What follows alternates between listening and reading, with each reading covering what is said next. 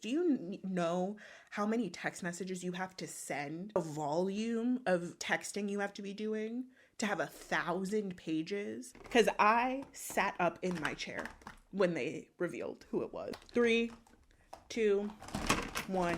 It's an occupation, really is that. It is to occupy them, because if they were let loose on the world, we would all be suffering. What's the common denominator amongst those people? Unemployed. This is plot twist number 2 of this video. Stop being weird, and then people will like you. But they never want to do that. They never want to do this simple thing. I'm so sorry. We need to go back to calling people losers. We really do.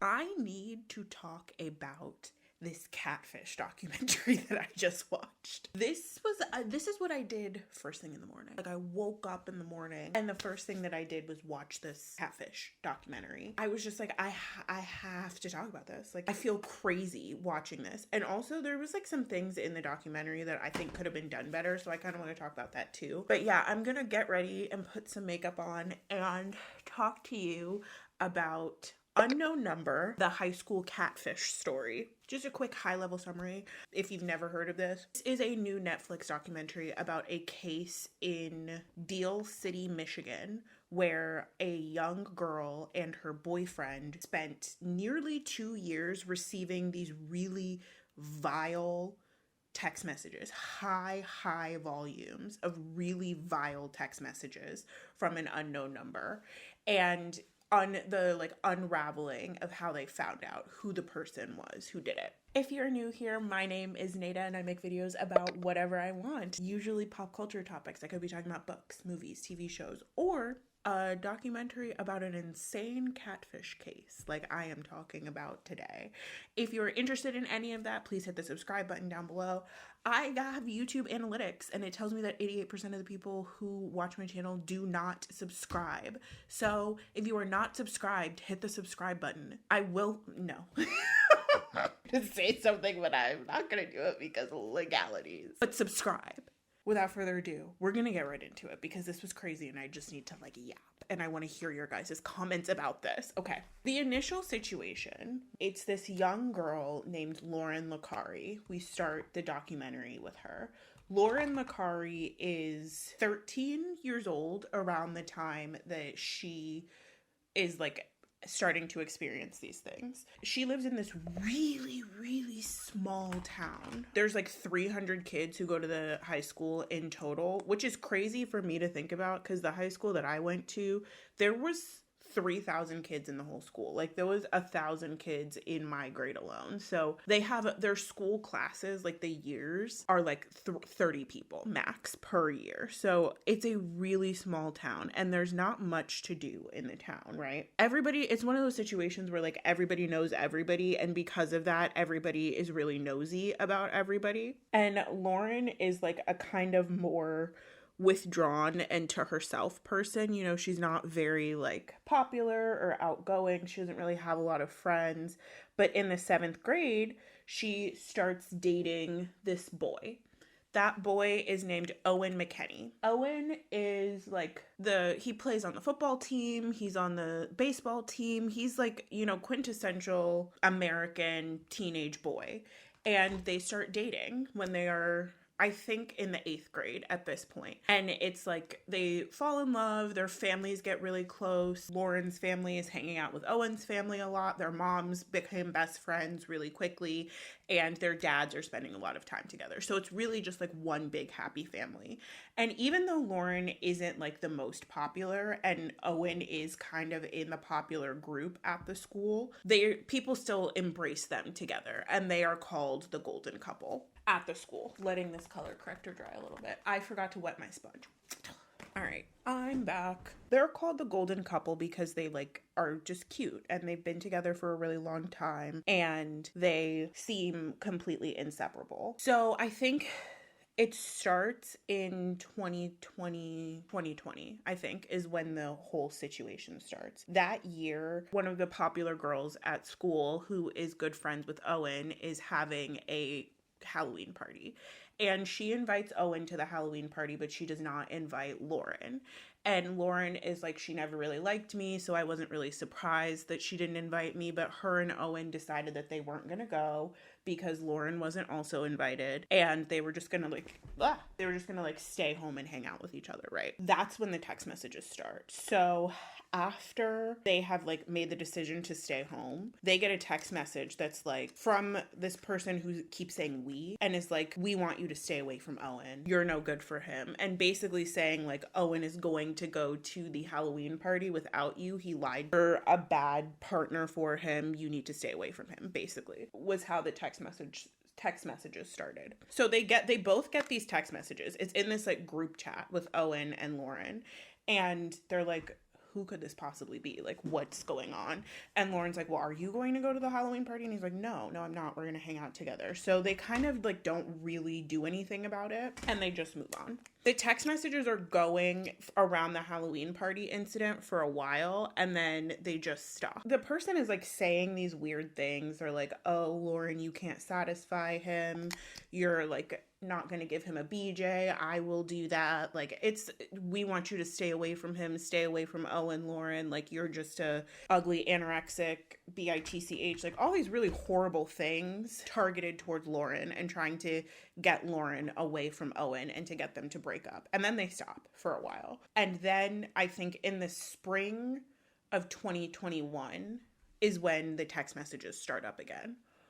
And this time it is even more targeted, and it's like coming in like crazy, like super fast, right? They're getting like 30, 40, 50 text messages a day to this group chat saying the worst things. Like, Lauren, you're an anorexic bitch, you're hideous, you're ugly, you're just like skinny, nobody wants to see your flat ass, stop wearing leggings, like to a 13, 14-year-old girl.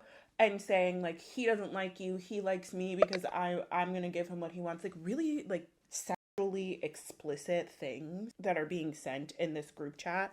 And Lauren and Owen are both together. Like, what is going on? Like, where is this coming from?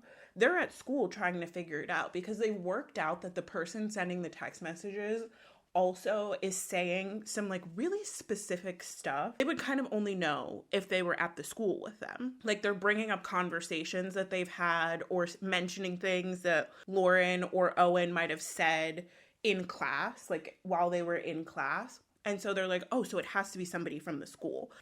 Owen tells his friends what's going on because he's trying to figure out if they have any idea who it could possibly be, right?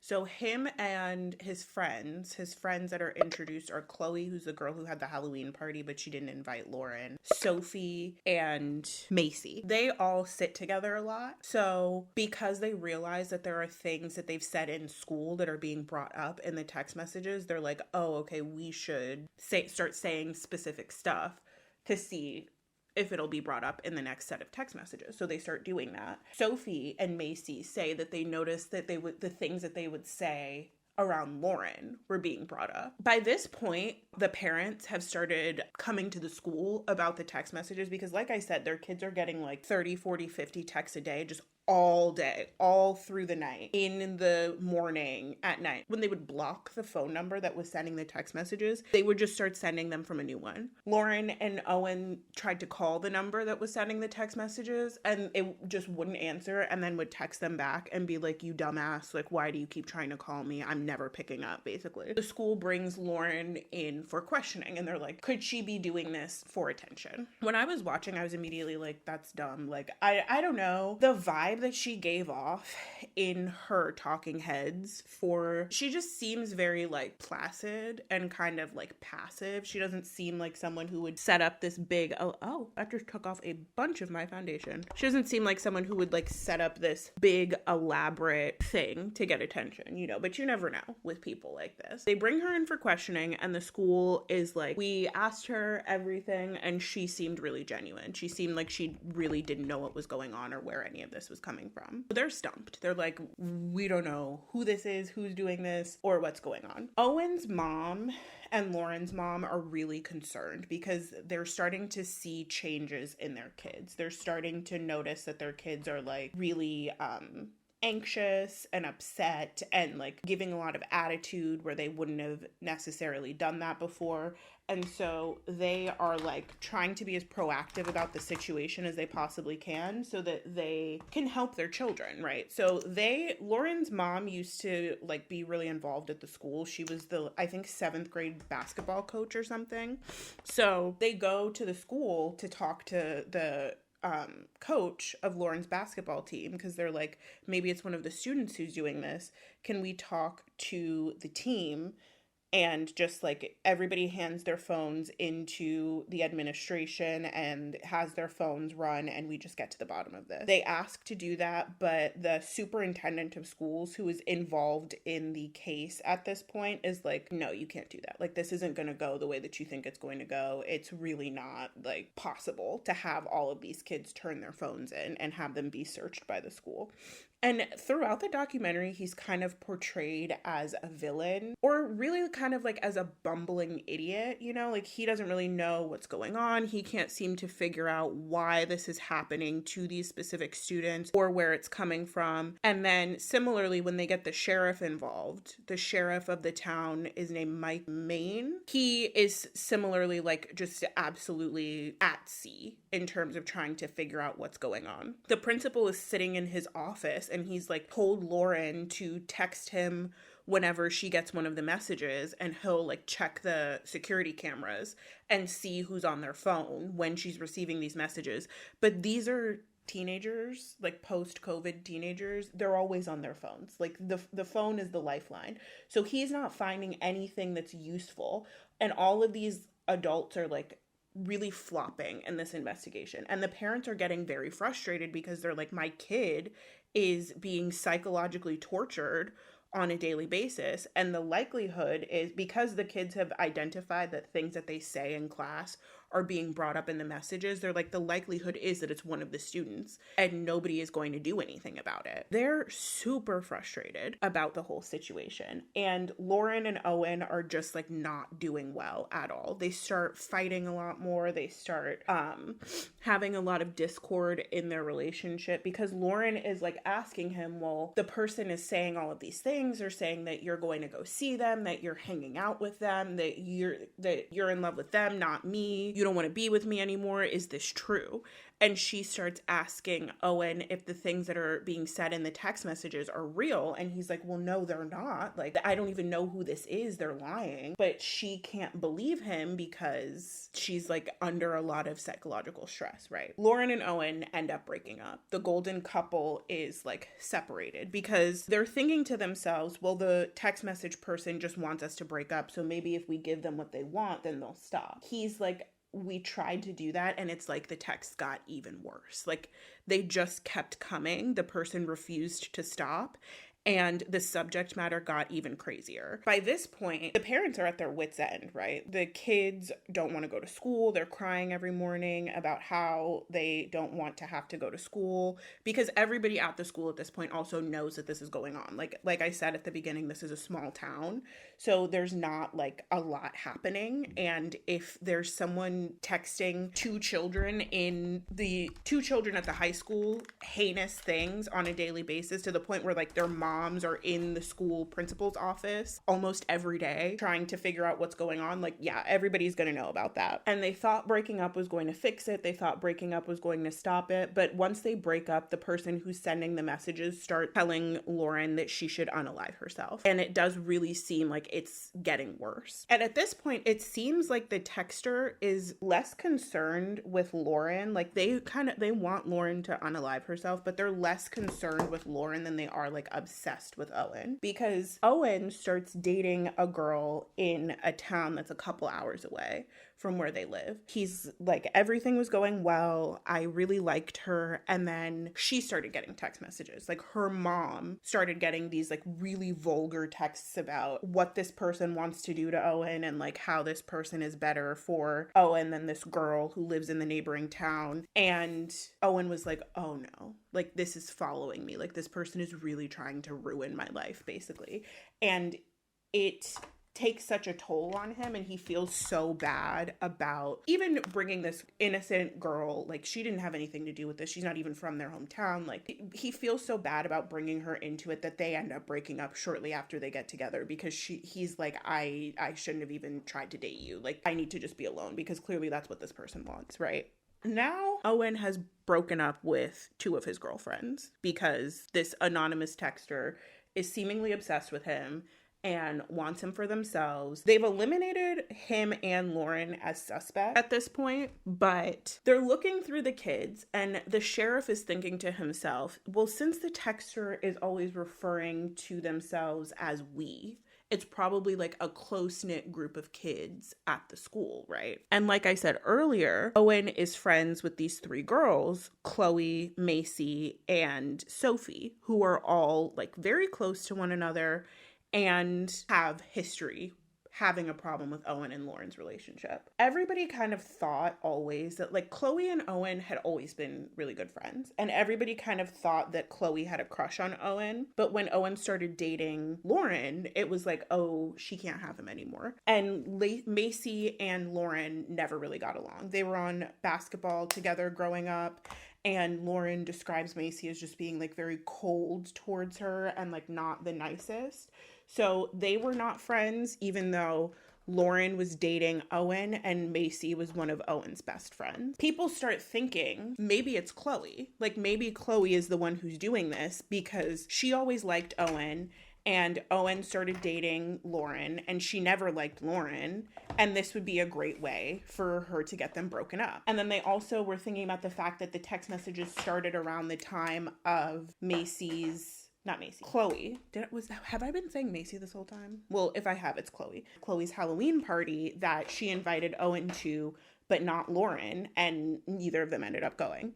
So the school starts questioning Chloe and is like, are you the one who's doing this? Because they also notice that like there's some things in the text messages that are being brought up that would be related to Chloe, right?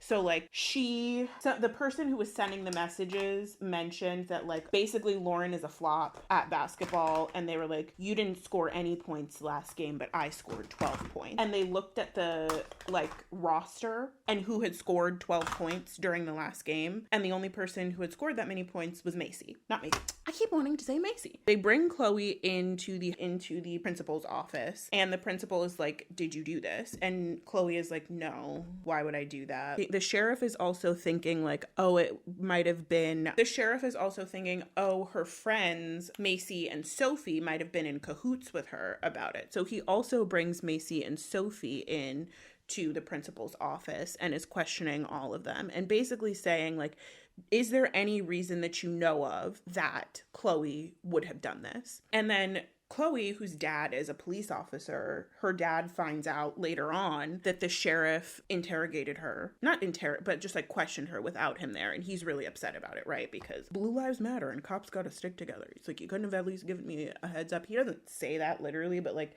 that's kind of the subtext of their relationship for the rest of the documentary, is basically the dad, who's a police officer, being upset that his daughter was questioned and like seriously suspected of this. Because he's a cop, I guess he deserved a more professional courtesy and more of a heads up. Very Detective Elliot Stabler when his daughter Kathleen kept effing up because she had undiagnosed bipolar. If you're an SEU head, you know exactly what I'm talking about. That sours the relationship between Chloe's dad and the sheriff. And because Chloe's been brought in for questioning, everyone in the school knows what's going on, starts thinking Chloe has to be related to it. Cops on TV shows always say this to suspects. They're like asking them to come in for questioning, and they're like, the suspect is like, well, I didn't do anything, so why should I come in?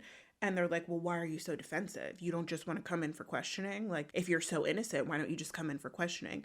But it's like, as soon as you are questioned by the police, there is like a shadow cast over you of potential culpability for the crime. It doesn't matter if you didn't do it.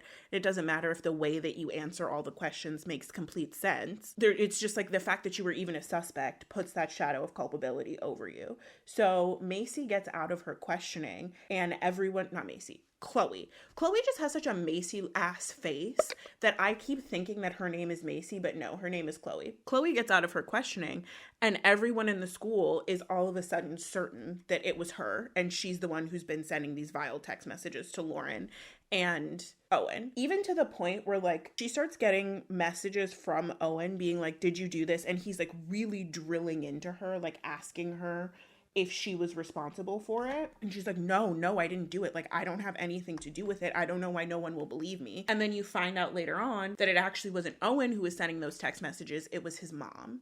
So then Chloe's mom is like, well, if his mom can do that to my daughter, what can she do to her own son?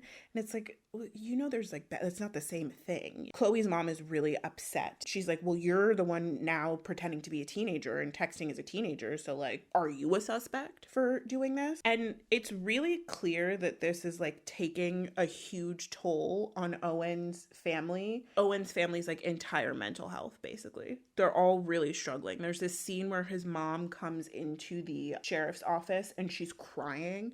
And she's like, Owen responded to the texter and basically said to them, like, you know, I hope you know that this is making me suicidal. And she was like, that was my final straw. Like, I need there to be some answers. I need some help because I don't want to lose my son.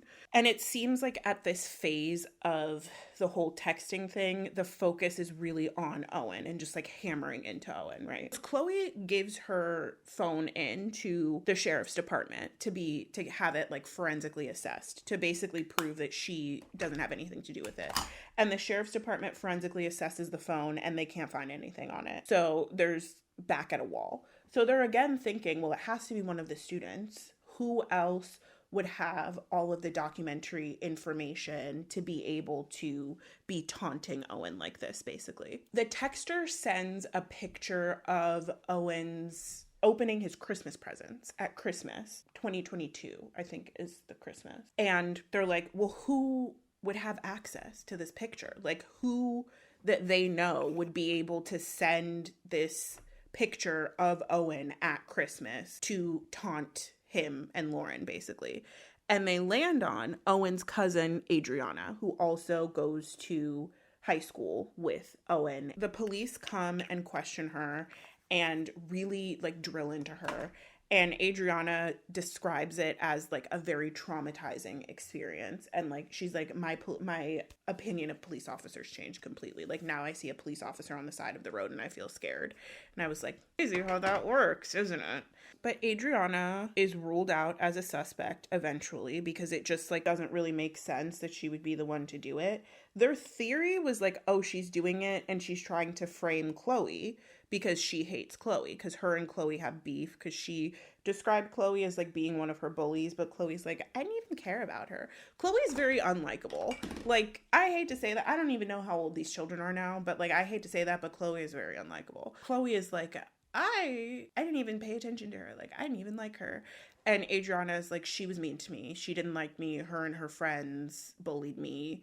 And it was just like she has very bad associations with her. So the theory is Adriana is doing it so that she can frame Chloe, get Chloe in trouble, and then Chloe will go to jail, I guess. I don't know what the end game was. But they rule Adriana out as a suspect as well because, again, the forensic phone scan and they don't find anything. Like, there's no, like, spoofing apps, nothing. They're basically back at square one. Like, there's really nothing yielding.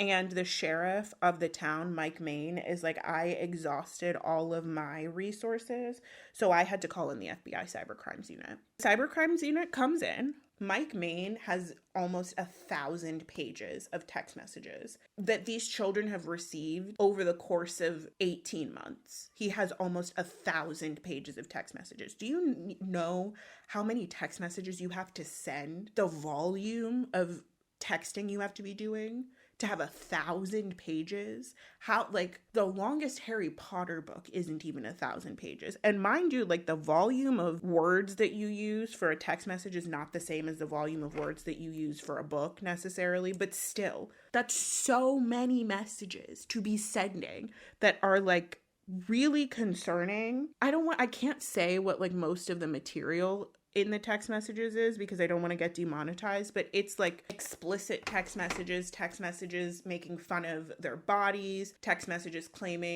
saying very things about Owen in particular, and things that the texter wants to do to Owen, and how the texter and Owen are in a relationship, and Owen hates all of his girlfriends and loves the texter. It's like very, very weird things to say to and about children, and 1,000 pages worth. And at this point, it's classified as stalking, because it's just like, it would start at like 3 o'clock in the morning and go all day, basically. So he would this child was like waking up to hundreds of text messages from this person. So that's how we got to like FBI levels of, this is serious, we need the cybercrimes unit to be involved in this. So the FBI gets involved, and they track the like numbers that are being used for these text messages, and they figure out that it's from a specific app called Pinger. And the cybercrimes guy is like, okay, he sends a subpoena to Pinger to get the IP addresses of the person who is sending the text messages. They have 2 separate IP addresses attached to the number, and both of them are attached to Verizon phone numbers. So he's like, okay, we've narrowed it down to Verizon. So he sends a subpoena to Verizon, and he's like, I need phone numbers that are attached to these IP addresses.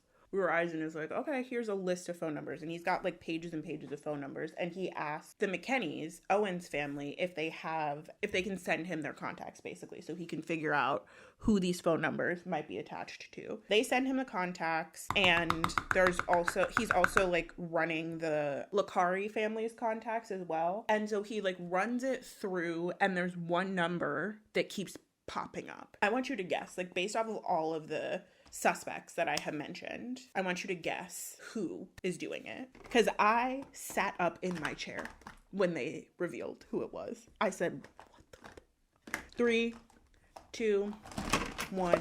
It's Lauren's mom. Kendra Licari is the owner of the telephone number that is sending all of the text messages. These like sexually explicit text messages about her child's boyfriend. Horrible text messages about how her child should herself, finding her child's ex-boyfriend's new girlfriend's mom and sending text messages. And while she's doing all of this, she's sitting down with Owen's mom and checking messages basically to see if there's anything similar between the messages that they're receiving, and like basically playing amateur detective. It's like when serial killers will insert themselves into an investigation so that they can monitor what stage of the investigation the police are at. Like, it's that level of dark, and it's even darker because it is her daughter that she's doing this to. They show the like body cam footage of the police coming up to the house and confronting her, that they're like, you're the one who is sending the text messages, basically. It is bone chilling. The way that she's reacting to being caught is like watching a little kid be caught for like putting their hand in the cookie jar. Weirdly unemotional, but then like only gets emotional when he's like, well, we're gonna have to tell your daughter. She's like, I don't want her to know anything about this. Well, girl, you committed a felony. Like, and against her. Like, it's not like she's never gonna find out that this happened. The only time she really gets emotional is when it's like people she knows are going to start to find out what she has done to her child and her child's ex-boyfriend. They're like asking her, like, do we have all of your electronic? We just want to make sure. She's like, yeah, you got everything. They take her phone, and her laptop. And then they call her husband, and they're like, you have to come home from work. We've figured out that your wife is the one who has been sending the text messages. And he's like, what? He's like, no, he's like, you're shitting me, right? Like, that's not. But no, it is true. His wife is indeed the one who has been sending the horribly explicit text messages to her daughter and her daughter's boyfriend / ex-boyfriend. And that's only like halfway through. We're only halfway through. The rest of it is kind of goes quickly because, you know, now we know who did it, but like It's a crazy story. So the husband gets to the house, so they're talking to the husband on the phone, and they're like, yeah, she said she lost her job a few months ago and it was just a huge stress for her, and that's why she was doing it. And he's like, lost her job? Like, I thought she was working. And they're like, no, I called the company that she said she was working for, and they said she was let go quite a few months ago. And he's like, what the hell? So he gets home. It turns out like his wife has basically just been lying to him for months to over a year. He gets home and he's like, so you got fired from your job. Like, she claimed to have 2 jobs. He's like, so you got fired from your job? And she's like, yeah, I did. And he's like, well, what about the other one? The one in Texas that I guess she was doing remote? And she's like, no, I don't work there either. I got fired from that one too. So she had 2 jobs and she got fired from both of them. What the hell happened? This is where my critiques of the documentary start to come in, because they kind of tell us what happened, but they make no attempt to really like dig into why, like give some of the more like interesting, to me at least, details, because like, what is the story of her having these 2 jobs? Also, like, everyone seemed to know that she had a background in IT. Like, the sheriff brings that up a couple of times. Like, oh yeah, I thought maybe it could be Kendra because Kendra has a background in IT. Why is this the first time we're hearing about this, right? Why don't we dig into that a little more? Does she actually have a background in IT? Like, what's tea? What's going on over there? Her husband, Sean is his name, gets home. And he's like, what the is going on? Like, why are you lying? Like, why have you lied for this long? You did all of this to our daughter. Like, he's really upset, and he tells her like to call her parents and get out of the house, basically. And she's like, no, I don't want to leave. I have to stay with Lauren. And it's like, you psychologically tortured Lauren for over a year, but now you have to stay with her to deal with the fallout from the mess that you made. So it really, for me at that point, clicked that this woman probably has some sort of a personality disorder that was not being dealt with properly. Or the reaction that she had did not feel organic. It did not feel like she really was like, no, I have to be with my daughter. It felt like she was like, she knew she was on camera, like she knew the body cam was there, and she was performing the role of the doting mother so that she would look like she was like a doting mother, basically. When in reality, like, I don't think she really cares or like fully appreciates that these are the consequences of her actions. I think she's just kind of like scared that she got caught, or that's the vibe that I get from the documentary. So this is when her house of cards really starts to come apart, right? She had been apparently handling all of the financials for the family, but not handling anything. They kind of gloss over this earlier in the documentary, but Kendra and Sean mention that they had gone through 4 houses in a year. And I was like, oh, well, what's that about? Like, what is that stress? I think they didn't dig into it more because it would have given the mom like more of a clear motive, like, oh, they're under a lot of stress. Maybe it's the mom. But I think that is at the expense of full, like, well-rounded storytelling, because it's interesting that they had to go through 4 houses in a year. Like, what was going on in their life outside of the whole text message situation that was causing all of this turmoil and upheaval? And they, like I said, like kind of gloss over having some financial issues, but the main narrative is about like these texts, trying to figure out who's sending these texts and why they're sending them. She had been supposed to be taking care of the financials for the family, and they find out once the like sheriff comes that like basically she wasn't doing any of that. Like, she was not paying their rent.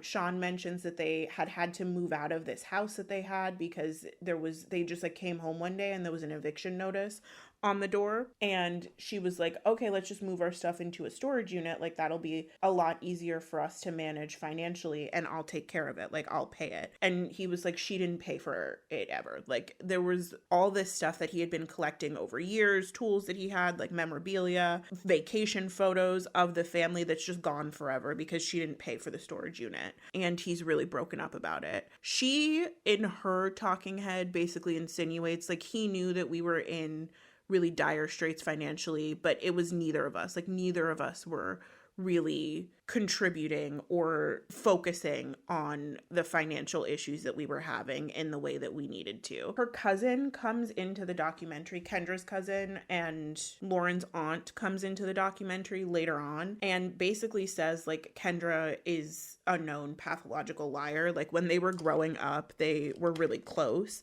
but as she got older, she kind of started to realize that Kendra really just like likes attention. And the example that she used that I thought was really like clear and just cut straight to the point, she was talking to the documentary, like the person who was interviewing her, and she was like, you know, imagine I'm sitting right here, you're talking to me, Kendra would probably be in the corner dancing to get your attention. Like that's the type of person that she is. She just really likes attention. The cousin says that like she would lie about the condition that the family was in. She was like, she basically said that the house that they were living in had gotten struck by lightning and it had experienced severe damage, and so she filed an insurance claim about it and was like borrowing money from family to cover it. She's like, but I think she just ended up keeping all of that money. Like, I don't think she actually used the money for what she said she was going to use it for. Kendra is like kind of known for being like a showy person up front, but with like a veneer, like a easy to crack veneer underneath. She has kind of the like persona, or she's like tried to build the persona of the perfect mom. Like some people that they interview about her, they're like, this is the last person you would have expected to do this. Like she's the type of person who, if you asked for anything, she would drop it and just like come over to help you. And you see this profile a lot with people who are narcissists, not to be the person who like is like everyone's a narcissist, but some people are. And I think people who end up having documentaries made about them on television tend to be narcissists. But you see this profile a lot where like they are so doting and so helpful on people outside of their family unit, and then the people inside of their family unit they're like not showing up for in the way that they need to.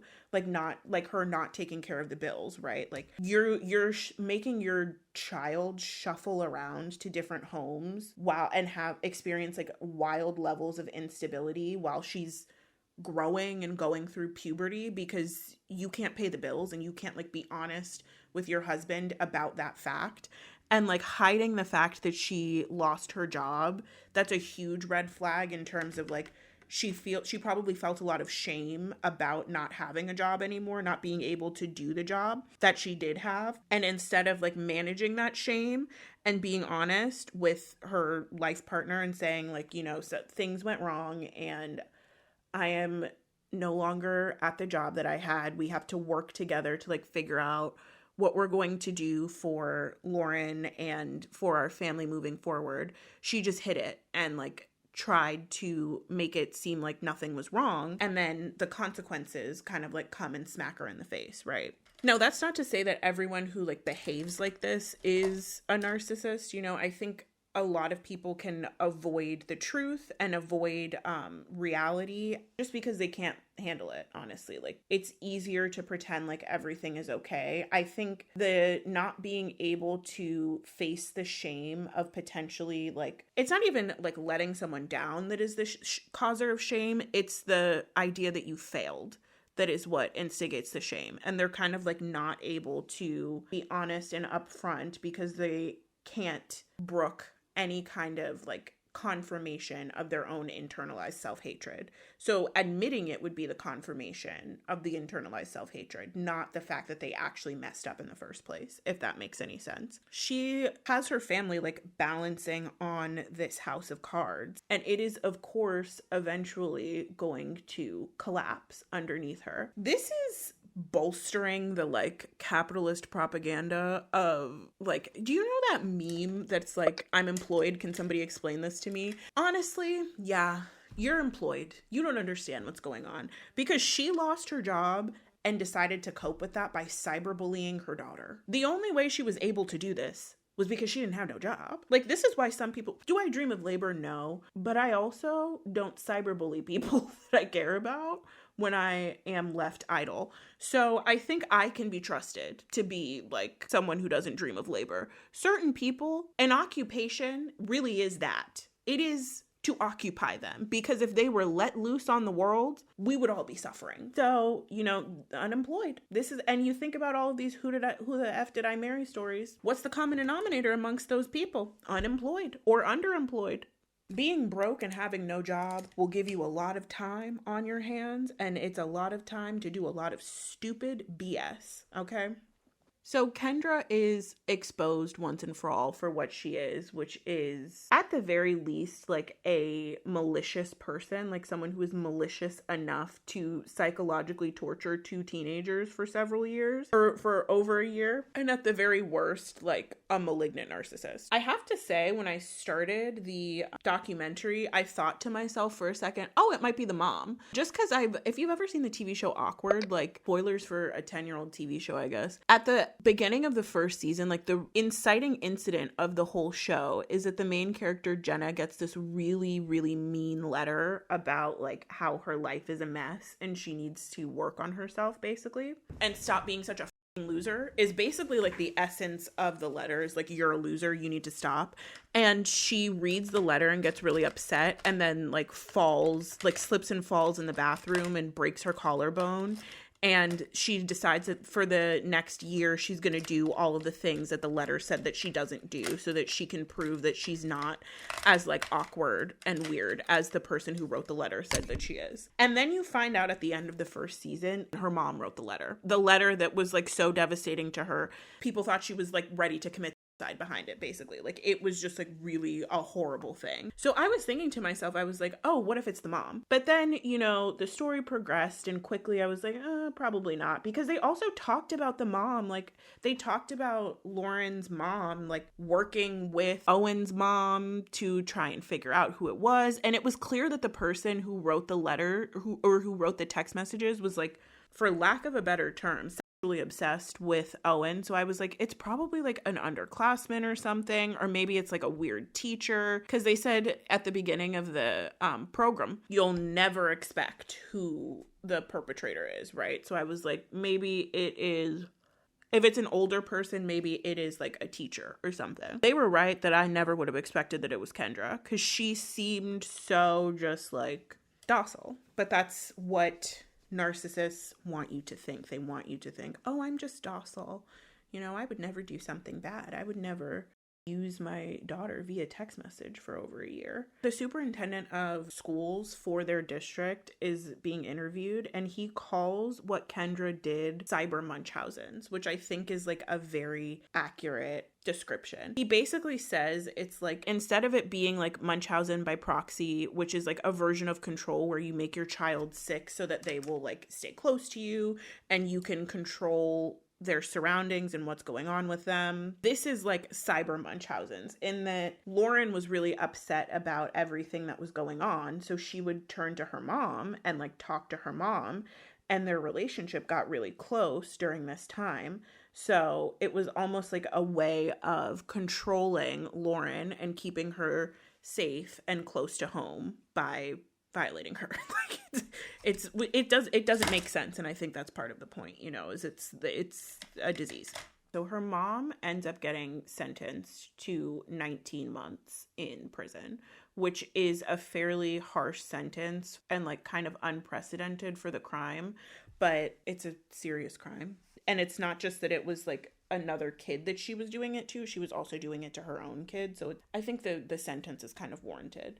And her and Lauren are like sending emails back and forth while she's in prison. Lauren made me kind of sad towards the end of the whole documentary, because she's so forgiving. Like she's so like, I miss my mom. She's not allowed to see her mom like at the point that the documentary is interviewing her from.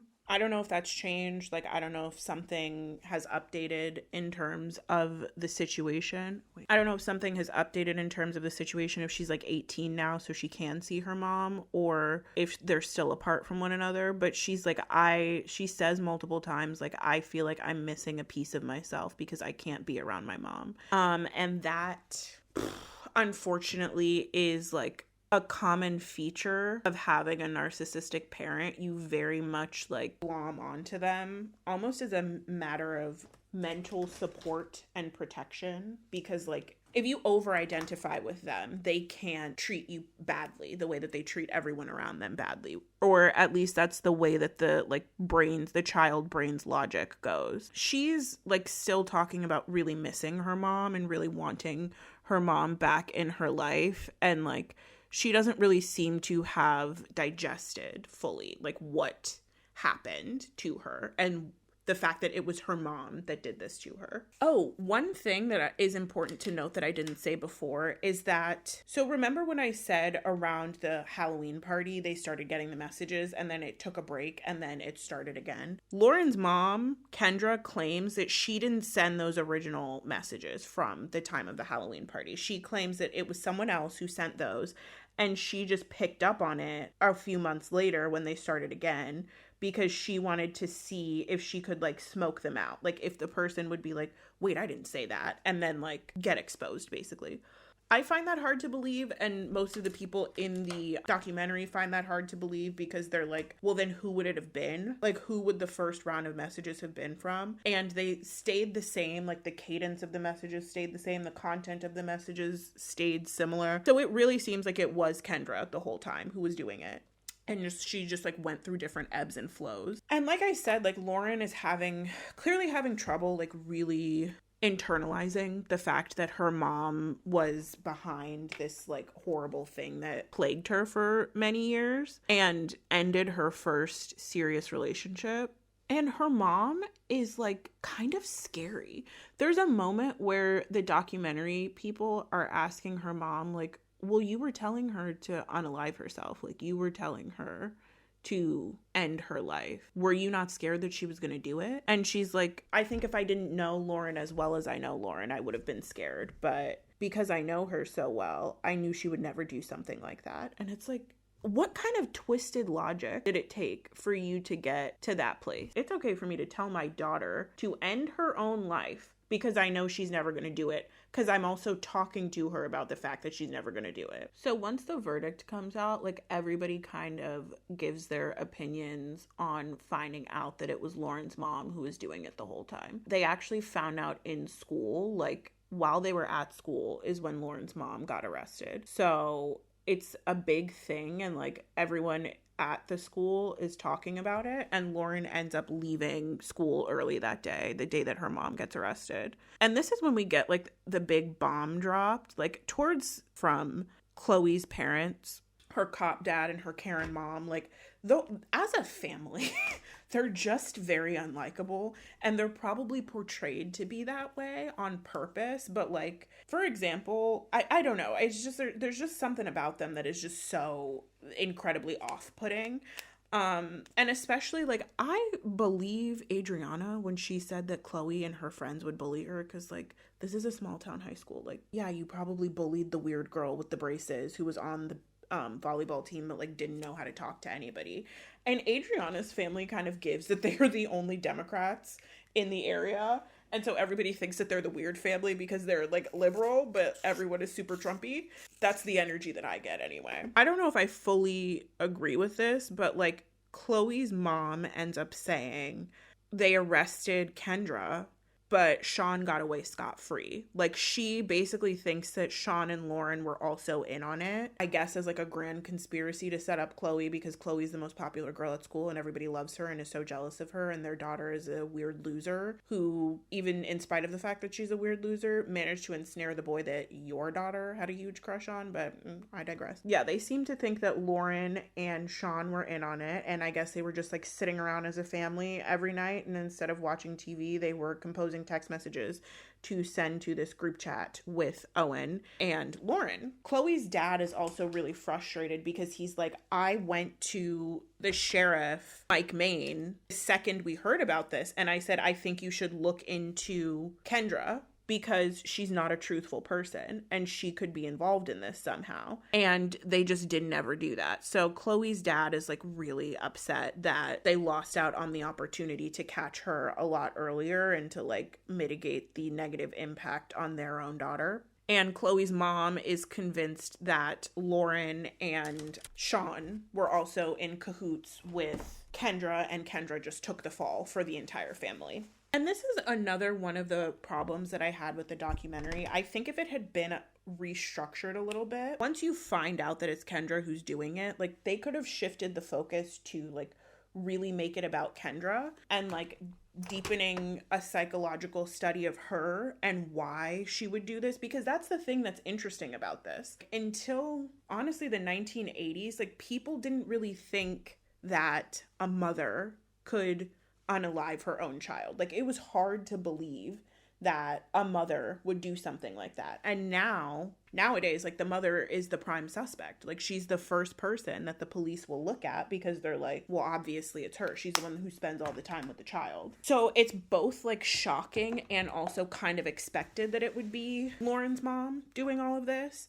So like I wish they would have dug into why. They kind of made it seem like, based off of the talking heads, like Adriana's mom gets interviewed and she's like, she at the sentencing hearing had a lot of excuses for why she did what she did and like trauma that she went through, and I understand all those things might have happened to her, but it's not an excuse.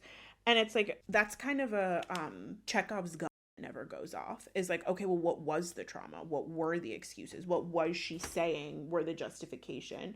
She says towards the end of the documentary, like she was essayed when she was 17 years old, and seeing her daughter grow up brought up a lot of that trauma for her. But I feel like that aspect was just like very underexplored. The idea that like that would have been a huge stressor for her, like seeing her daughter grow up. You think about the things that she was saying in the text messages and the like aggressive sexual nature of those things, and it's like, well, if you were concerned with protecting her, why were you basically trying to goad her into like going further with her boyfriend than she felt comfortable? Because like the text messages are basically saying like you can't give him what he wants, as in, and like you're saying things about her body and like how her body isn't going to do what he wants it to do and mine will. And it's like, well, if the concern was her moving too fast sexually or being taken advantage of sexually, why are you sending her all of these text messages of a sexual nature? Do you kind of get what I mean? Like it's kind of weird. And then her cousin like alludes to her lying a lot. A lot of people allude to her lying a lot. And I feel like that was something else that was unexplored. Like, what has she lied about? Like, what has she said in the past? Why does she have this reputation in town? I forgot to do my setting spray. Because if I do my mascara and then my setting spray is going to eat up all the mascara. But I have to do setting spray because if I don't do setting spray, I'm going to look like a powdery mess. They just, like, kind of glossed over that stuff. Like, why was Chloe's dad so sure that it was Kendra so early on? It's not just because he's good police. There's something about her reputation in the town that would make it viable that she would be the person who was doing it. So I wish they had interviewed more people about her character and like who she is and why they thought it made sense that she's the one to have done this. Fuck. The mascara still ran. Okay, I'm gonna just let it dry and then I will chip it off with a Q-tip. Ever since The Jinx, the documentary about Robert Durst, where he's basically like proclaiming his innocence and then at the end he gets like caught up and he's admitting that he committed the murders that he was accused of committing on camera on a hot mic. There has been this trend of like documentaries kind of having a bait and switch towards the end of like they spend all this time building up your sympathy with one person and then they pull the rug out from under you at the end. I was kind of hoping that this was going to do that and spend like the latter half, because the first half of the documentary is really about like getting us on the side of these parents who are just struggling to figure out what's going on with their kids. And you see Kendra as a partner in crime for Owen's mom, whose name I can't remember, unfortunately. And that's like part of the arc and part of the narrative. I wish that when it's revealed that she's actually the villain, like she's actually the person who's been committing this the entire time, because I also wasn't expecting it to be her because she's in the documentary, right? Like they're asking her questions, she's talking to them, she's explaining why she did what she did. So I was like, oh, the person who did it probably wouldn't be in the documentary because that would be weird. But then you find out that she is in the documentary, and they could have done that thing where like tonally you can make people who are saying things that are seemingly kind of innocent seem a little bit more not innocent or guilty just by the way that you like cut things together and edit things together. I wish they would have done that more, because I feel like that would have been a more interesting perspective on this story, and then like gone a little bit more into what she was like and what she did to give people the impression that it was 100% believable that she was the person who did this. I'm still curious. Like, I still want to know, like, why does a police officer in the town think that she is quote unquote a very untruthful person? And like, Chloe's family seems like they hate the Lakaris. So what's going on there? Did they put a Black Lives Matter sign up in 2020? That's why y'all hate them? What's happening?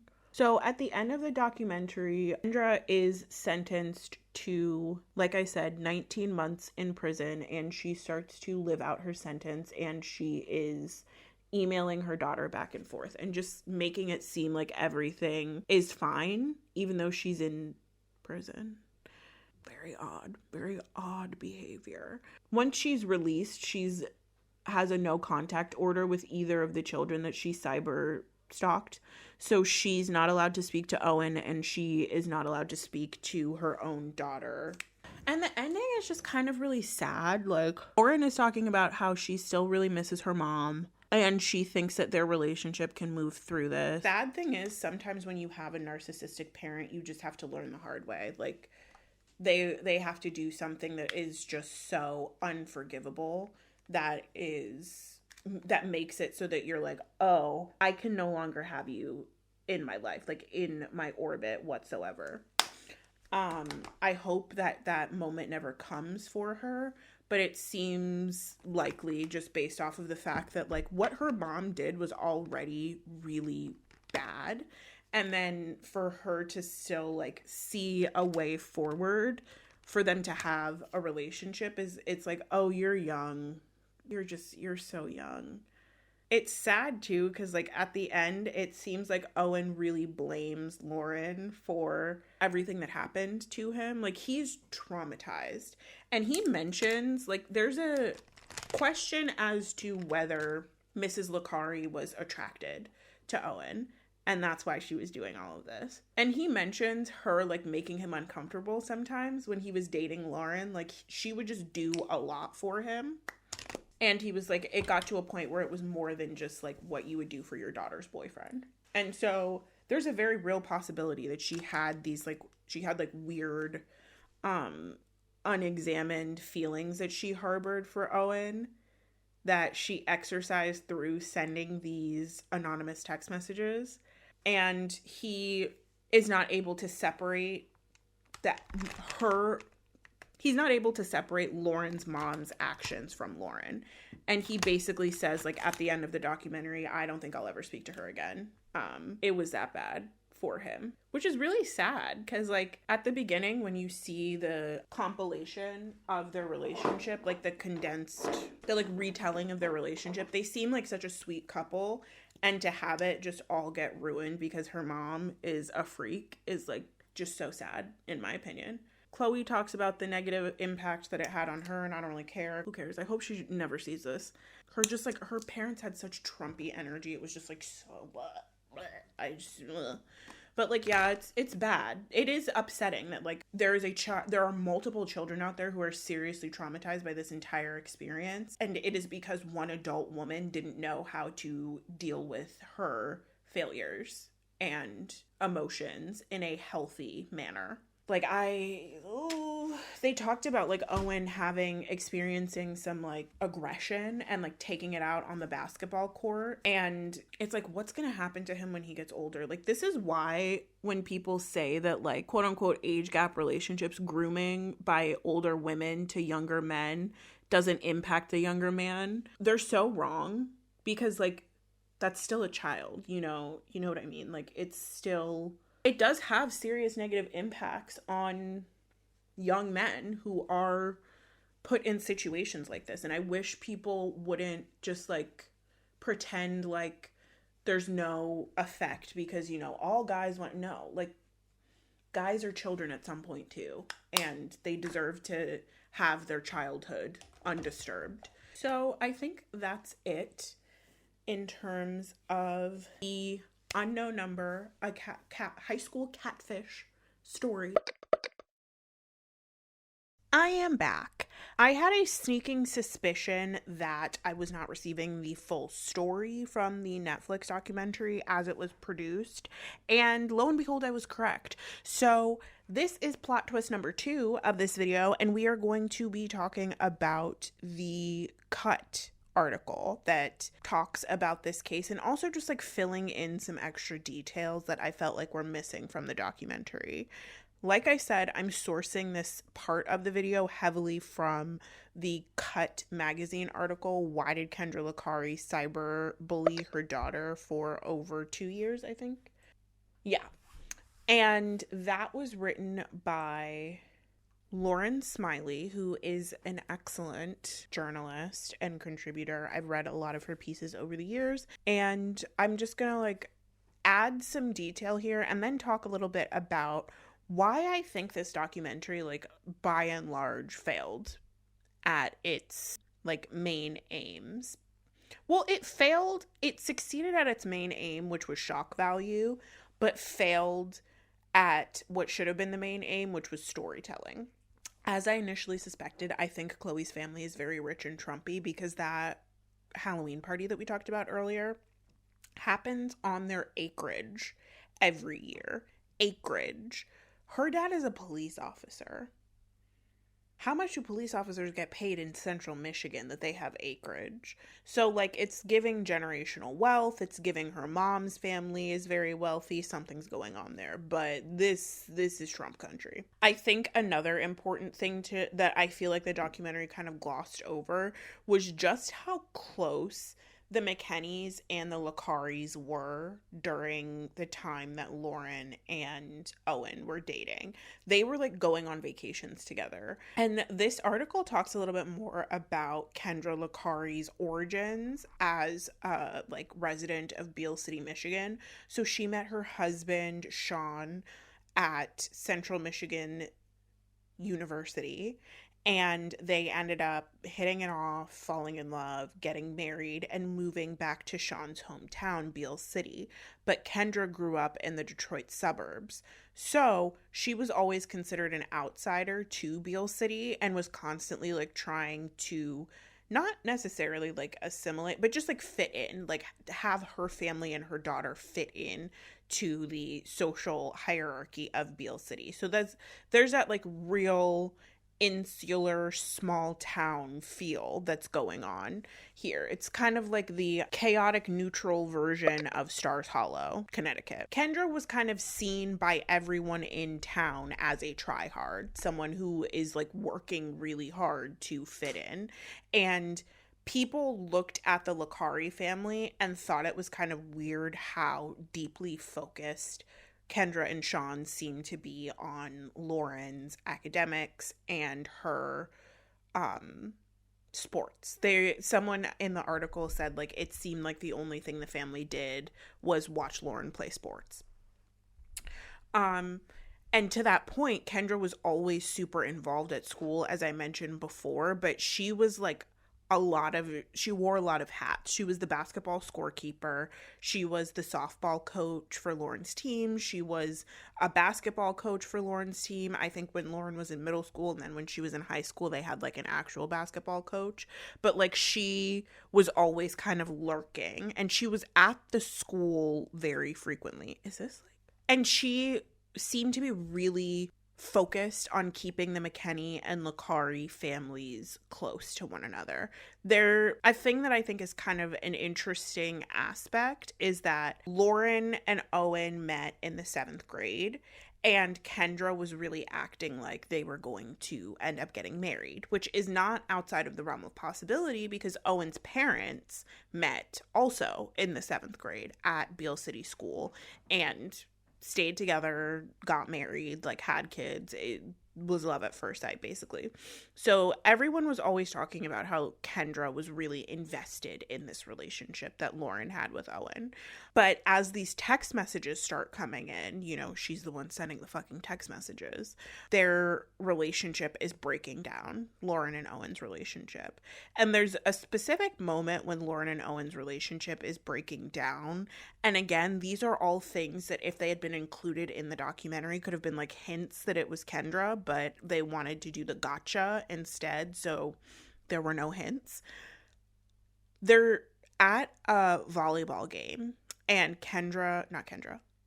they're at a volleyball game, and Lauren and Owen are sitting apart, and Kendra is on the phone spamming Lauren, like, get up, move, go sit next to him, move your ass, get up, what are you doing, you're ruining everything, he wants you near him, just like sending her all of these text messages. And that actually was like a common thing. People said that Lauren was always on her phone at school, and they would ask her what she was doing on her phone, and she would say that she was on the phone with her mom. So it felt a bit like you didn't really get a full understanding or appreciation of just how close Lauren and her mom became over the course of this whole texting situation happening. But it seems like their relationship like really converged as the text messages were being sent, because Lauren was always on her phone, and she was always on her phone with her mom. And her mom was also always at the school for some reason or another. I think it's also important that, like, Lauren's mom was always just around Owen. Like, she would just appear whenever Owen had anything that was going on. She was always at his games. Even when him and Lauren broke up, like, she would still go out to the games to see him and cheer him on. And when Lauren and Owen were dating, she was like driving Lauren 3 hours around the state of Michigan to go see Owen's games. There's a moment where Owen has like some sort of tournament, I think a basketball tournament in Florida, and Kendra is talking to Jill, who is Owen's mom, and she's like, oh, we should turn it into a Lacari family vacation. We come down, all the kids are there together. And Jill has to be like, well, no, you're not going to turn my son's basketball tournament into a family vacation for you and your family. That's kind of weird. And she just had this,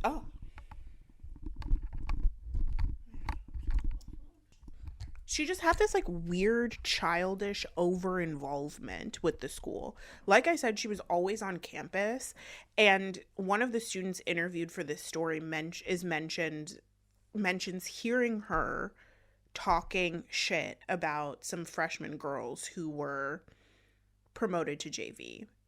Reminder, this is a grown woman with a child who is the same age as these children who she's talking shit about to other children. So a group of freshman girls had been promoted from JV to varsity in Lauren's freshman year of high school. And Kendra was for some reason at the school in the hallway talking to other students about how the only reason that group of girls was promoted was because their parents were friends with the basketball coach. Wouldn't you know that Chloe is one of the girls who got promoted from JV to varsity in her freshman year? And again, Lauren was not. She's like sending all of these text messages to Lauren about how Lauren is horrible at basketball and she needs to step her game up and she's terrible. But it seems like the real issue she has is that she's too weird to be able to be friends with the basketball coach so that her daughter can also get promoted up to varsity. So Kendra was the breadwinner of the family, which again is something that wasn't made clear in the documentary. I feel like she, like, even her husband Sean, like his colleagues joked about her being his sugar mama. Like, she had 2 jobs. She worked as a bank branch manager, and then she was also the head of human resources of their alma mater, Central Michigan State University, while Sean worked at the local body shop in town. So she said, I think in 2021, which was it when Lauren was in the 8th grade, that she had left her job as the bank no, she still was on as the bank branch manager. I don't know exactly what she was saying, but she said that she got a job at Ferris State University that came with a huge pay raise. And because of that job, the family was then able to move into a 4-bedroom log cabin style home that Sean described as his dream home. And seeing the house in like the B-roll that I've included of the like body cam footage, the interviews, all of that, the house that they were living in, which is Sean's mother's house, it seems like that house, that log cabin that they moved in, was much nicer than what they ended up living in when they had to move in with Sean's mother. And the thing was that, like, they never had enough money. Kendra was, like, keeping up with the Joneses in a way. She was, like, borrowing money and taking out loans and spending a lot of money to, like, do the things that other kids' parents in Lauren's school were doing. So if they were going on vacation to the Floribama Shore, then Kendra had to make sure that her family was also going on vacation to the Floribama Shore, even if they couldn't technically afford it. And then in, like, I think this was, like, 2019 is when she gets the job at Ferris State University. They start having a lot of financial problems. They're missing rent payments to the house that they are, like, they're in a situation where it's kind of like a rent to own for a house. You know, you make mortgage payments directly to the person who technically owns the house. They put the payments towards the mortgage, and then by the end of the contract, you own the house instead of them. But it's like, if you have bad credit, this is a way for you to buy a house without having to, like, have a loan in your own name because you have bad credit, so you wouldn't be able to get a house, right? So they start missing rent payments to the person who owns the log cabin that they're living in. And people in town know about it because everybody in town knows each other, so I'm assuming that their landlord probably was yapping. And there's a moment when Sean's car gets repossessed and Kendra has a check bounce for a spring break condo that they're supposed to be sharing with other families in town. And the explanations were always really weird. So it's being explained away as like, oh, they got hacked, or her identity was stolen, or there were issues with PayPal. Like, it's never her fault. It's never about the fact that they just don't have the money. There's always some circumstance outside of it that is causing these negative financial situations. And for the most part, like, Sean was kind of missing in action. People, including myself, were wondering, well, oh, how could you not, like, know what was going on? And he just kind of was, like, not clocked in, basically.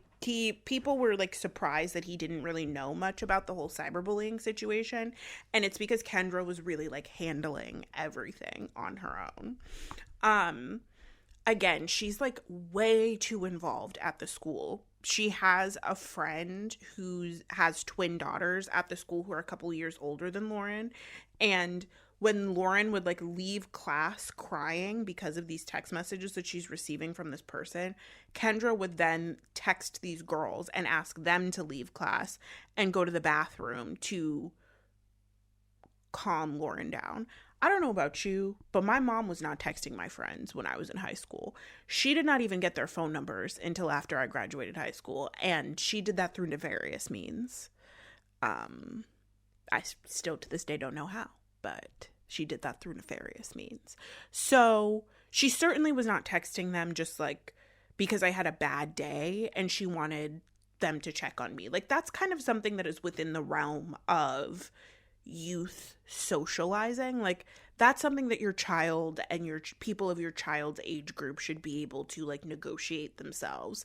It's a little bit odd for a 15-year-old girl's mom to be texting 16, 17-year-old girls asking them to perform emotional support and basically, like, mothering for her daughter.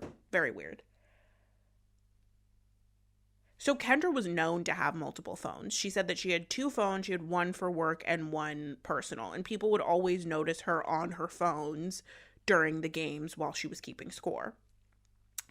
And I think another thing that was kind of glossed over in the documentary, she was super involved in the investigation. Like, she was calling the principal, texting him, asking him for itemized lists of all of the ways that he had been investigating, and like trying to figure out who it was so that she could see if there were any gaps in what was going on. Her and Jill, who is Owen's mom, were going over text messages together. They were reading through the cadence of the text messages, seeing how it changed, trying to figure out like what kinds of kids at the school talked like this. Like, she was really in it with the rest of these people.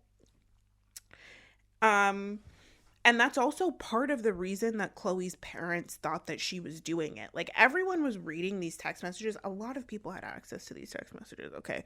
Way too many people. Because she was constantly, like, farming it for attention.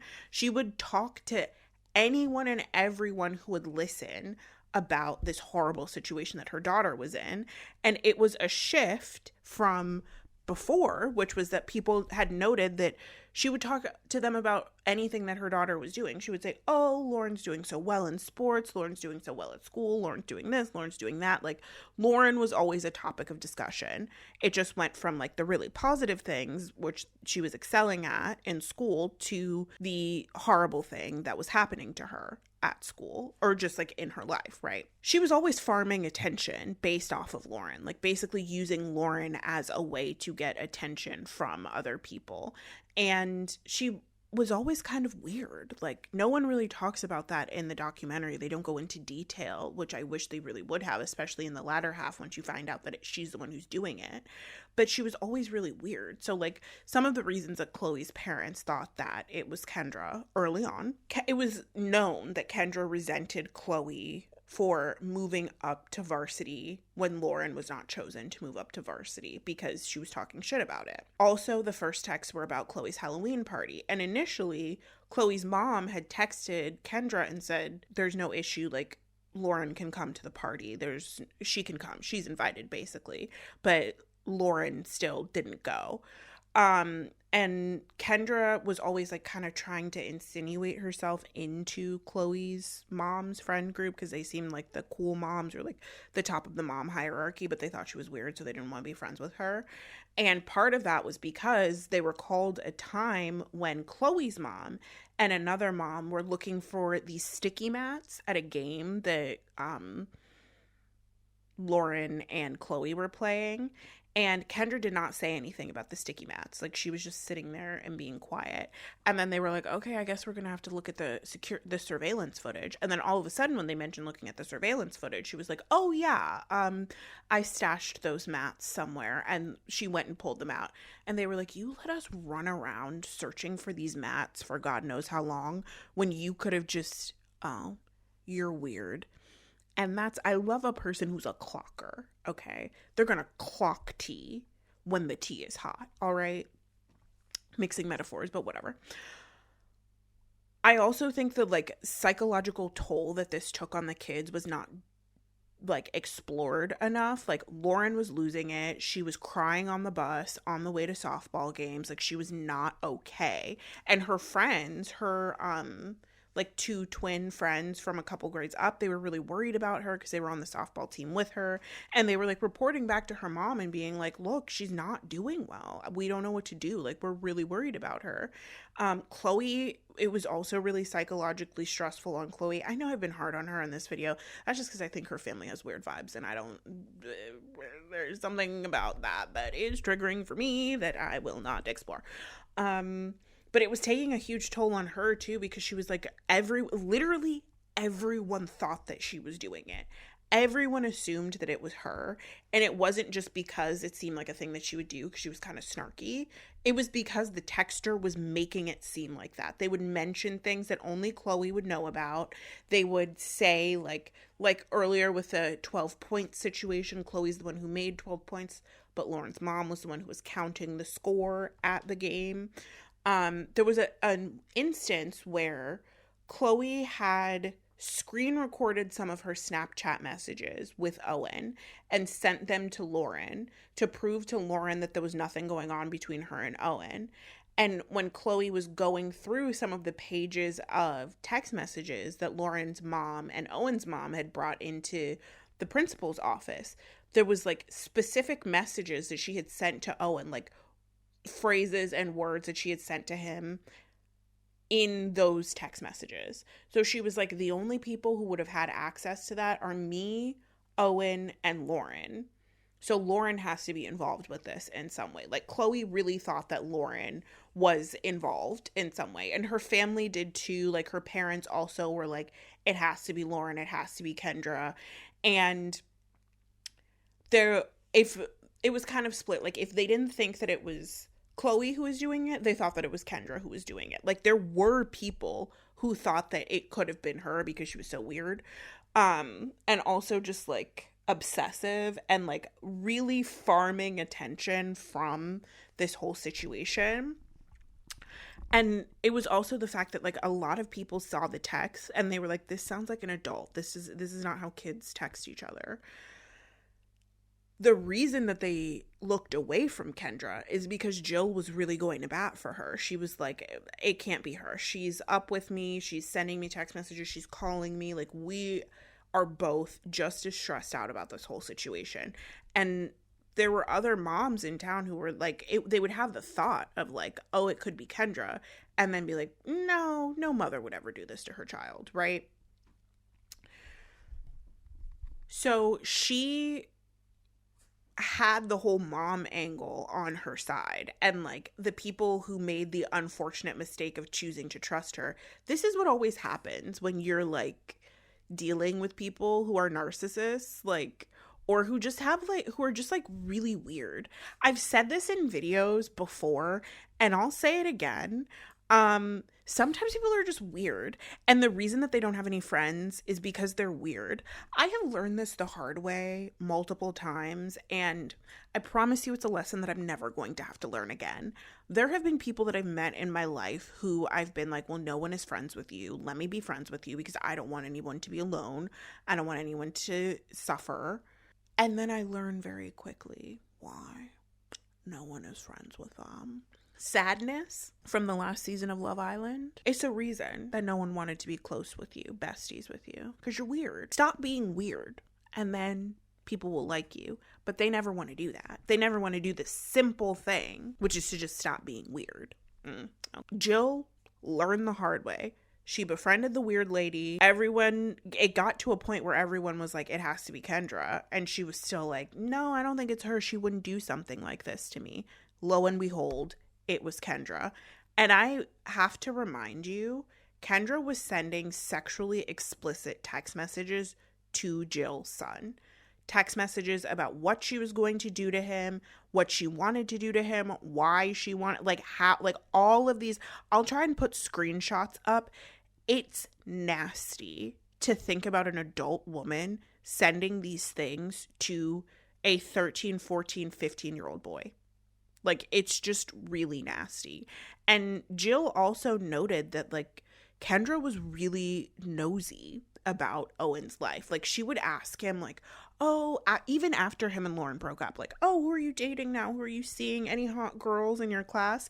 And Jill had to set the boundary and be like, you're not going to talk to my son about his girlfriends. If you have something to say about the cyberbully to him, you can talk to him about the cyberbully. But, like, we're not talking about his personal life. And even still, they were close. You know, it's things like that that, like, you look back and you're like, oh, I should have clocked that as something that was really weird and, like, not allowed this person to have access to my child anymore. But again, it was like, oh, hindsight is 20/20, right? Kendra was obsessed with Owen. Like, it seems fairly clear that Kendra was obsessed with Owen. It seems fairly clear that Kendra was jealous of Lauren, and also, like, it's the whole Munchausen's thing, like, farming out some of her youth experience and, like, negative experiences from her time at Lauren's age, like, from her adolescence onto Lauren.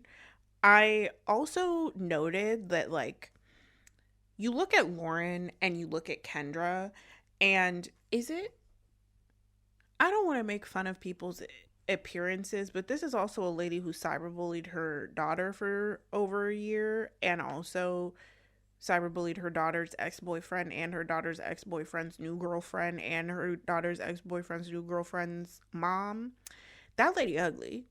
Like, she's got kind of an unfortunate face. And her daughter is really like the standard of beauty for white America, for white people in general. She's got blonde hair, she's got blue eyes, she's naturally thin. Like, yeah, she's not curvaceous, but like we're heading back into the early 2000s. She's gonna thrive in this like current social situation that we're in right now, right? Meanwhile, Kendra, she mentions in the documentary restricting her eating. She has this kind of like dishwater brown hair. She's an overbite. Like, I think she really was, I don't think projecting is the right word, but like living vicariously through her daughter and like taking her daughter on as almost like an avatar of herself.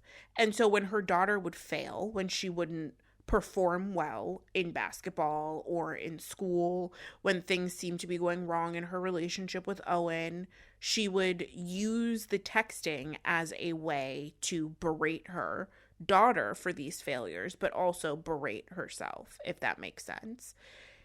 Because it's this thing of like, oh, you're supposed to be perfect. You're supposed to be this like perfect doll baby, blonde hair, blue eyes, and you're messing up. If you can mess up, what can I do, right? That doesn't make it right. That's not an explanation. That's not an excuse. It's barely even an explanation because the behavior don't make no damn sense. But like, that's a reason that she might have been doing it.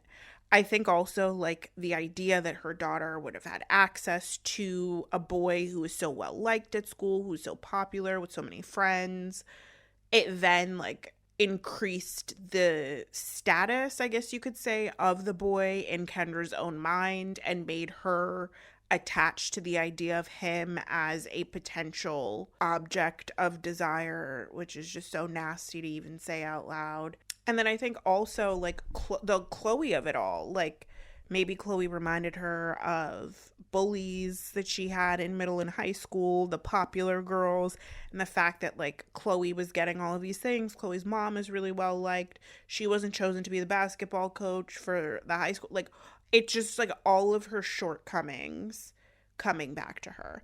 And I say all that to say, like I said earlier, I don't be liking to call everyone a narcissist, but like monkey see, monkey do. If it walks like a duck and it acts like a duck, it's a duck.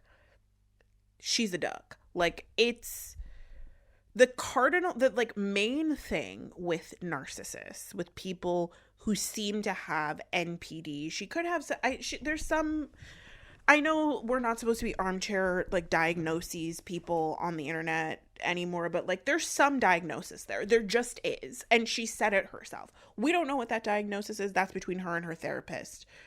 But like, I don't know if it's NPD, histrionic personality disorder. She seems to have some sort of personality disorder, and then on top of that, there might be something chemical going on in that brain, because the behavior is just so unacceptable. But if we're talking about it as if it's NPD, narcissistic personality disorder, the thing about people who have that is that you think that they're obsessed with themselves. You think that they love themselves, but really they hate themselves. And their shame is so deep and pervasive that they cannot be seen to be bad or wrong or doing things incorrectly by people outside of themselves. So they will do anything that they can to create the appearance that everything is going well.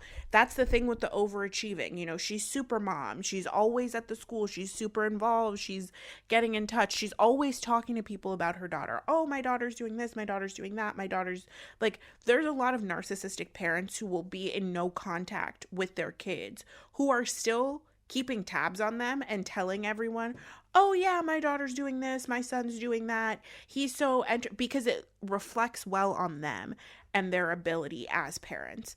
So it was never about Lauren. It was about Kendra and the fact that Kendra felt like she was finally doing something right through Lauren.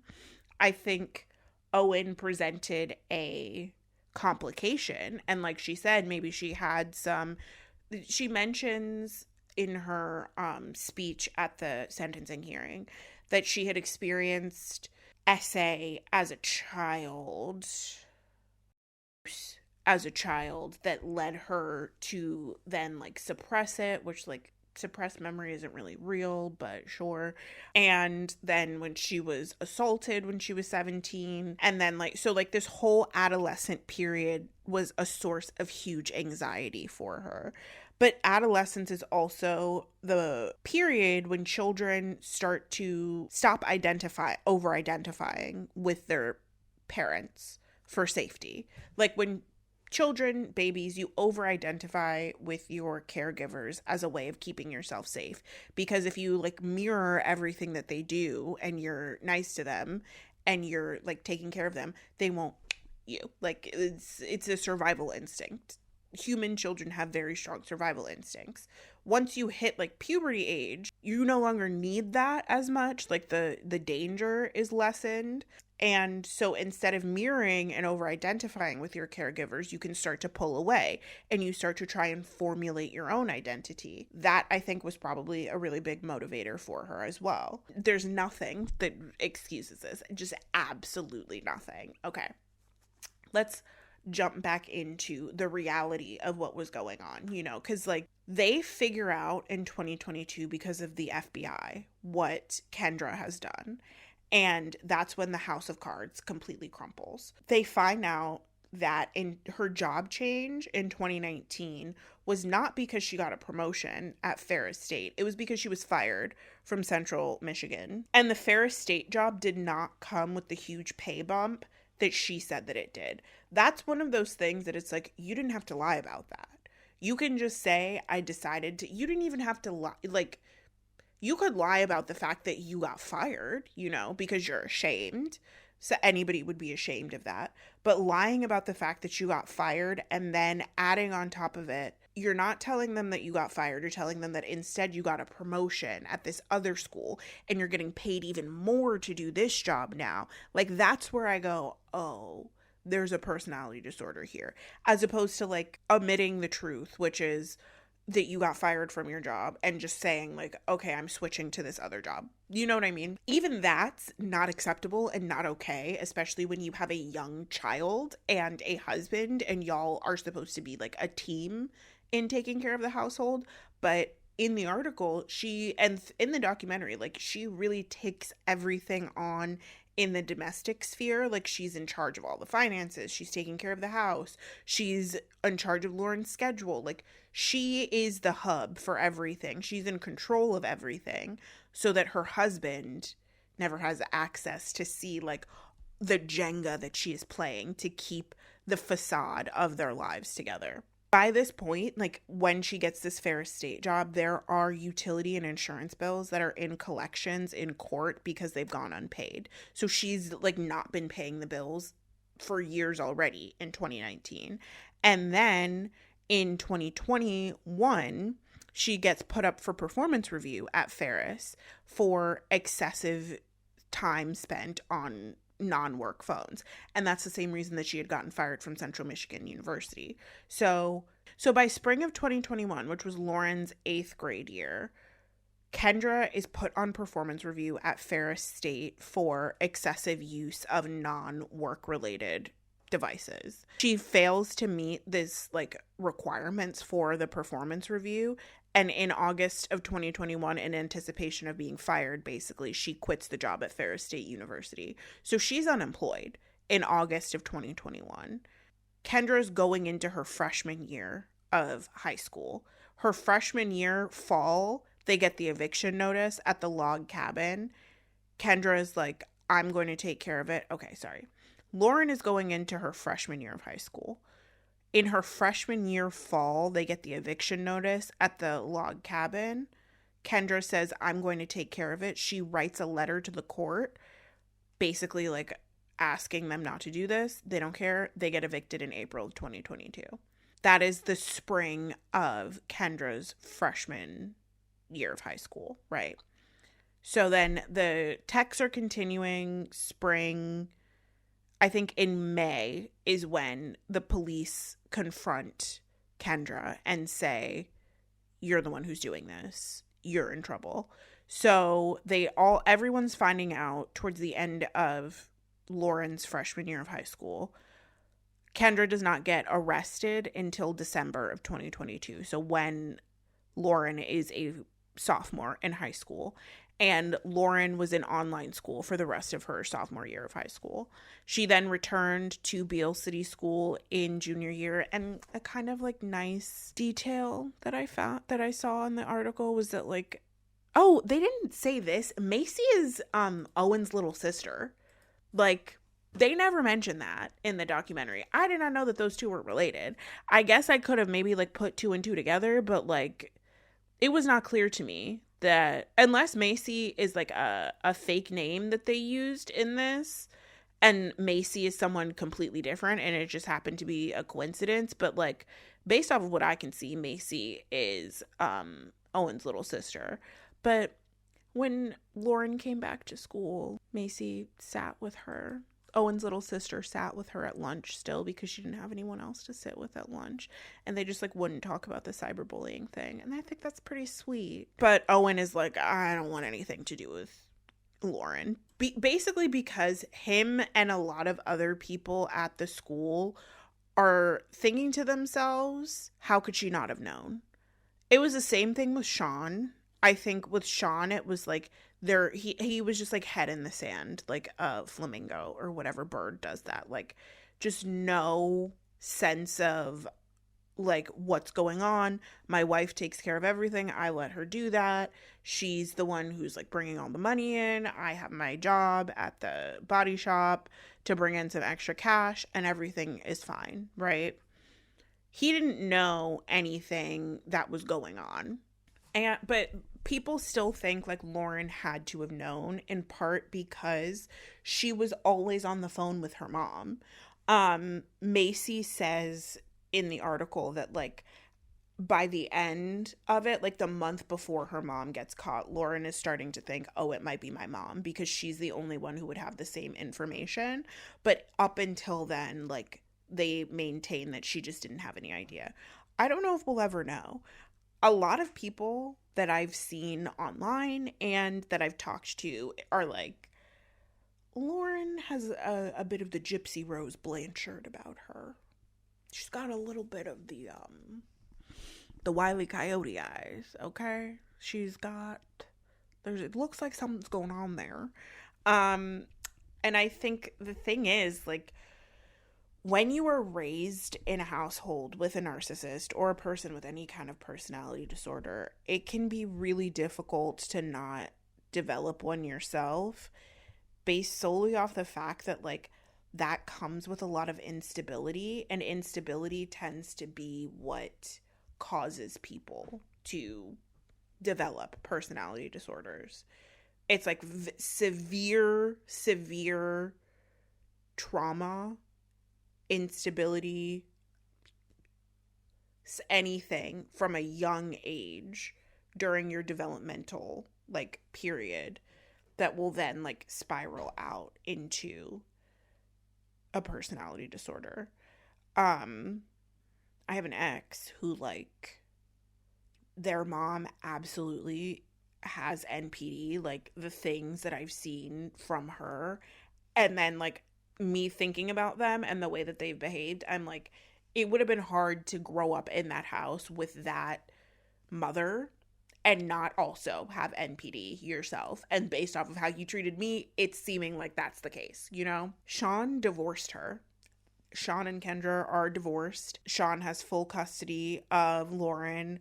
Lauren has even less access to her mom as it is today. Like, her mom could like email her while she was in jail. Now she is there's like the court is like, no, you cannot get in contact with this child, which I think is fairly reasonable, honestly.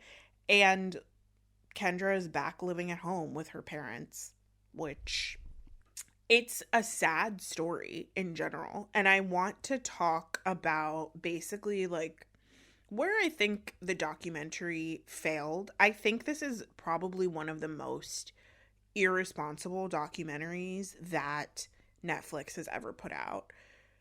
And I've seen some Netflix documentaries. They don't really tend to be that good. Like, they don't really tend to go in depth. And I feel like we're in the midst of this documentary boom right now that, like, makes everyone feel like I just have to, like, poop out a documentary about something that people are talking about online as quickly as possible, when, like, you can take your time. You know, I watched this a week ago, and I've been taking my time over the course of the week to put this video together because I want it to be comprehensive, and I don't want people to leave this video feeling like, oh, well, what about this? What about this? And I wish you had gone over this. And, like, I hate that feeling when I'm watching a YouTube video about something that I know a little bit about, or about, like, a movie or a TV show that I'm familiar with.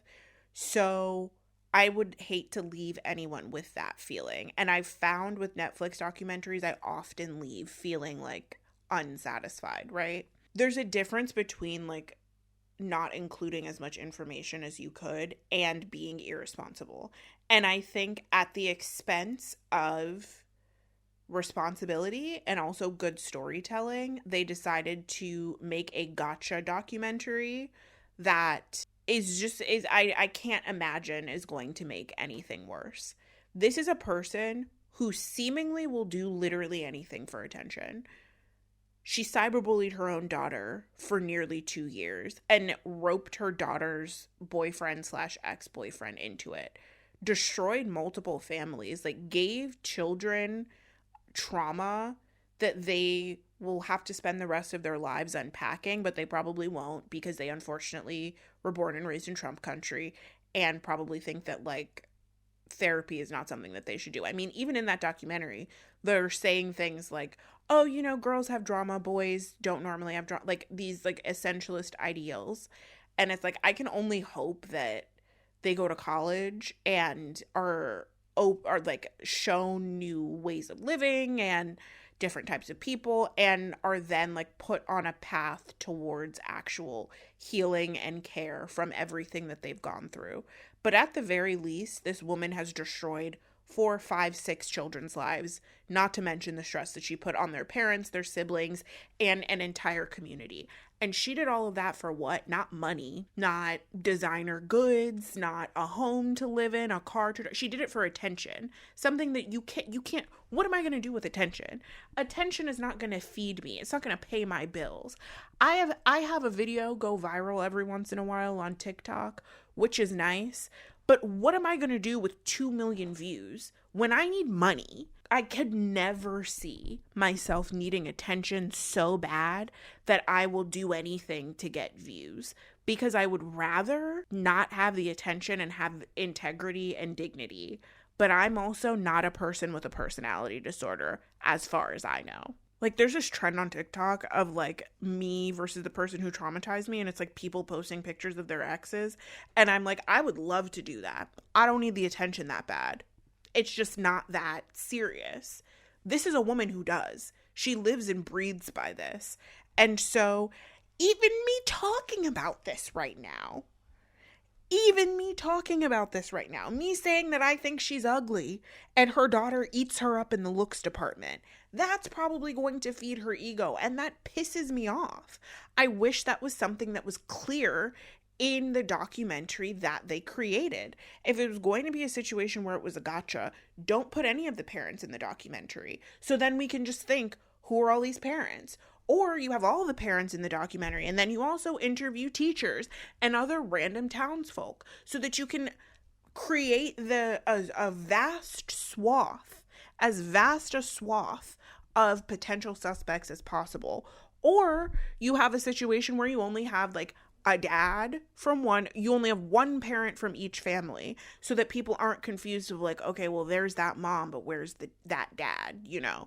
Like, it wouldn't be like, if they only interviewed Owen's mom and Lauren's dad and Chloe's mom and Macy's mom, like, one parent from each family, people wouldn't be confused about why one of the parents is missing, right? They could have done this in any way that did not involve sitting that woman down and asking her questions, because she didn't answer any of the questions.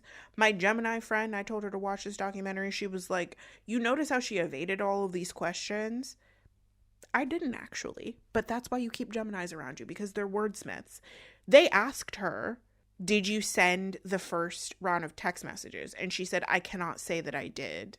That doesn't say, that's not a yes or a no. You're saying I cannot say. So if you could say, what would you say? You know what I mean? Like, she's slippery. She's a snake. She's dangerous. At the very least, psychologically, who knows in what other ways, right? I just think that there was any other way that this could have been made. If they could have had that gotcha in the first 5 minutes, and I still would have kept watching, because I was so like, what do you mean it was the mom? I read this whole Cut article because I was like, what do you mean it was the mom? And there are so many details that I didn't even cover from the Cut article. I'm going to link it down below. I really recommend you go and read it, because it's such a more textured portrayal of what happened to these people, what impact it had on this community, and what the woman who did this is actually like. You leave that documentary thinking, she's crazy. She's certainly crazy, but not dangerous. I finished reading that article and I was like, they need to put her under the jail. She can't be kept around other people. I can't imagine what the producers of this documentary were thinking, including her in it. Because of course she's going to want to talk about it, because she wanted to talk about it while she was doing it. Like, it's mind-boggling. And I just feel like we didn't appreciate enough. We didn't get enough about the impact on people in the community, the impact on Lauren, the impact on Chloe, the impact on Owen, on everyone else in the community. Like, you could see what the impact on Adriana was because she was crying, but like Lauren had kind of that way of just being like, yeah, well, it happened, things happen. Like, she wasn't talking about it in a very emotional way, so we would never have known that like she was crying on the bus going to softball practice, and she had stopped speaking almost completely at school. She was completely in her phone. And there was also like a lack of information about how much Lauren's mom, Kendra, used this as a way to feed off of her daughter and her daughter's like negative circumstances. She was using her daughter as a source of like energetic supply, like a vampire basically. And Lauren was like folded in on herself so much so that she wasn't really interacting with anyone outside of her mom, basically. Like, her dad didn't even know the extent that of the toll that this was taking on her. And she would kind of talk to the twins that she was friends with at school, but like she was like fading into nothing. And I just think it's like irresponsible, honestly, the way that the story was told, the people that they chose to include in the story, and what was left out of the story. This could have been a multi-episode series. We could start out knowing exactly who did it, or we could start out not knowing exactly who did it. But if they wanted to include Kendra in the documentary, I would have hoped that they would have done it in a way that made it 100% clear that this lady is cuckoo for Cocoa Puffs. This is not a time to have like documentary, like journalistic integrity, documentary integrity, no bias. Like, no. She sexually harassed, abused her daughter and her daughter's ex-boyfriend for 18 months via text message. If you're going to put a camera on her, she better be very upset at how she was portrayed, because you don't get to have attention, and it's good attention. Here's some attention and it's horrible. I think you're ugly. I think your buck teeth are difficult to look at, and I think you deserve to be in prison, you weird bitch. I'm so sorry. We need to go back to calling people losers. Like, we really do. Maybe if they are faced with a traumatic insult from childhood, they'll start acting right. Maybe if there are consequences to their weird behavior, they will start acting right. Because she was in the prison emailing her daughter as though nothing was wrong. She sent an email to the author of the cut piece talking about I think you need to think about how this is going to impact my child. Stories like this just make the whole situation worse. You are the situation. You did the situation. The situation is you. So that is my summary of the High School Catfish story from Beale City, Michigan. I went into this video thinking that it was going to be one thing, and I've left it with a completely, I couldn't have known. But that's the beauty of being a creator on the internet. Things just unfold, and once they're unfolded, you can't fold them back up. And that's on what? Kaylani, period. Stream folded. Thank you so much for watching this video. If you have gotten to this point, thank you so much for watching this video. I truly appreciate you. Please don't forget to subscribe down below. I put out videos talking about literally whatever I want. It's very often pop culture commentary. So sometimes I'm talking about books. Sometimes I'm talking about movies. Sometimes I'm talking about batshit crazy and incredibly irresponsible documentary films just like this one. If you liked this video, please give it a like and let me know in the comments down below what you think. I don't know if you've seen this documentary. Honestly, I wouldn't recommend you watch it now with everything that I know. But if you have seen it, what was the most wild part for you? If you haven't seen it, what was the most wild part for you? Especially if you haven't seen. If you found out that it was the mom when I told you, I want to hear from you in the comments down below. But yes, thank you again for watching, and I will see you in the next one. Bye!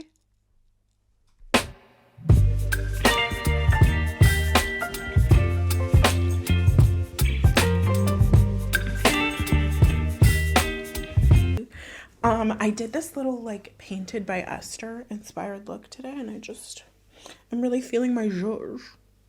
This cheek is so juicy.